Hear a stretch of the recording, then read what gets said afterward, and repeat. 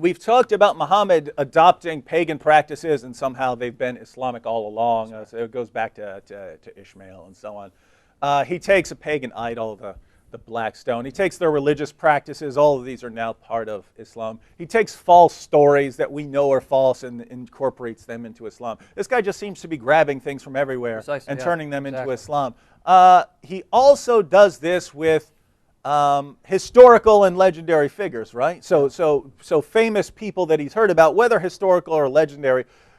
Famous figures from history. For instance, he does this with Jesus, right? Jesus was a Muslim, right? His followers Jesus are Muslims. his followers are Muslim. We're just going to yeah. turn everyone into good Muslims. Exactly. How far is he willing to go with this? Yeah, How far is he willing to go when he turns people, historical figures, true or legendary, into Muslims? Actually, you'll see that Muhammad had a tendency to basically take any and every figure of importance, of stature, and turn them into a follower of Allah. He does that with Alexander the Great and Aesop. Now, again, if you read the Qur'an, you're not going to find Alexander mentioned by his Arabic name, Iskandar. Iskandar is the Arabic form of Alexander. What you're going to find is a reference to someone called Dhul Qarnayn. Chapter 18 of the Quran, verses 83 to 98, chapter 18, verses 83 to 98, recounts the story of Dhul Qarnayn, which means the Lord of the two horns, or the two-horned one. Now, it's vitally important to remember that the story of Dhul Qarnayn was composed in response to three questions again that the Jews told the pagans to ask Muhammad to see whether he's a prophet. Three questions. This is according to all the commentators. You can consult their commentaries and they'll tell you that Muhammad recounted the story of Dhul Qarnayn as part of his response to three questions that the Jews told the pagans to ask Muhammad to verify whether he was a prophet or not. That means Dhul Qarnayn was well known. If the Jews are asking Muhammad about Dhul Qarnayn, tell him to tell us about Dhul Qarnayn. That means he was a well-known figure. So he wasn't some figure that Muhammad made up. He's taking a figure known to the Jews and the Christians as well as the pagans, and Muhammad is then running with it and including it as part of the Quran. So then who is Dhul Qarnayn? Well, I don't need to answer the question for you.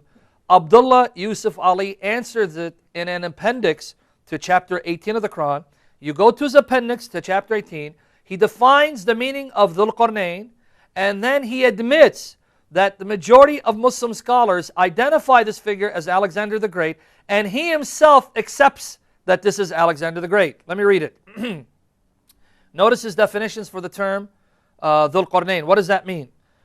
The other three meanings may be applicable as implying Lord of the East and the West, Lord of wide territory of two kingdoms. It can mean that. Lord of two crests on his diadem, typifying two kingdoms, or a rank superior to that of an ordinary king. It can mean that. Lord of more than one epoch, one whose power and influence extend far beyond his lifetime. Now notice what he says. If we accept the popular identification of Dhul Qarnayn with Alexander, all the three latter designations would be applicable to him. Did you catch it? All three definitions apply to him if we accept the fact that this is Alexander the Great. Now he gives some evidence why you should accept it. One is, he is represented on his coins with two horns on his head. He considered himself a son of Jupiter Ammon, who had the two horns of a ram with the divine mission. So notice, there are coins depicting Alexander the Great with two horns. And that's what Dhul Qarnayn means, the Lord of the two-horned ones. Now notice this admission. Now the generality of the world of Islam, the generality, not just the mere opinion of one or two obscure Muslims, the generality of the world of Islam have accepted Alexander the Great as the one meant by the epithet Dhul al-Qarnayn. This has been the general opinion of Muslims. Now what does he say? Personally, I have not the least doubt that Dhul Qarnayn is meant to be Alexander the Great, the historic Alexander, and not the legendary Alexander that people embellished, of whom more presently. Did you catch it? According to the general Islamic opinion, according to Abdullah Yusuf Ali, according to the people before Muhammad, Dhul Qarnayn was Alexander the Great. Now, can I ask you a question? Does history testify that Alexander the Great was a God-fearing monotheist? Absolutely not. He was a pagan of pagans. So he was a pagan, huh? And yet Muhammad turned him into what? Yeah, he's a good Muslim. And if all history says otherwise, then all history must be wrong. Precisely.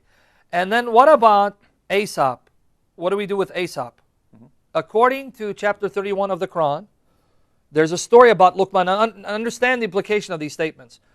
When the Quran mentions a person that it nowhere goes into detail in explaining his background, that means the Quran is presupposing that the readers already know who this figure is, right? Out of nowhere, it mentions a figure called Luqman. Who in the world is Luqman? The Quran doesn't tell us. Why? Because it's assuming the contemporaries to the Quran knew who Luqman was. Lo and behold, you can read the Muslim commentators, Maulana Muhammad Ali in his commentary. You can even read Abdullah Yusuf Ali, who actually denies identification but has to admit that this was the traditional view. And even the late Muhammad Asad, all three of them say that traditionally Islam has identified Luqman as Aesop of Aesop's fable. Why? Because there are Arabic traditions that attributed the same stories found in Aesop's fables to this figure called Luqman. And yet chapter 31 of the Quran says that Luqman was a Muslim who exhorted his son to follow Tawheed, which is Islamic monotheism, and to avoid shirk. So Aesop of Aesop's fable was a Muslim like Alexander the Great.